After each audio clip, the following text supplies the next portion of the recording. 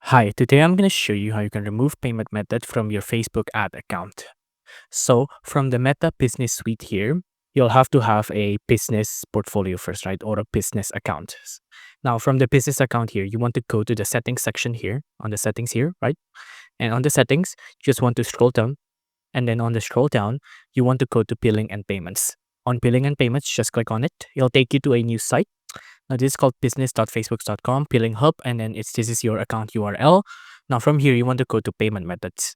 Now I don't have any payment method yet, but there should be a payment method down here, right? And then the way you can remove it is similar to the way Meta Business Suite work. So for example, here I have people, and let's pretend this is my payment methods on this site here, right? The way I can remove it is by clicking on this dot here, and then there will be a remove payment method like this, right? Again, it'll be on the billing and payment section here. It'll show up pretty similarly like how the people ones show up here. And you just have to click on the three dot and then click on remove payment method.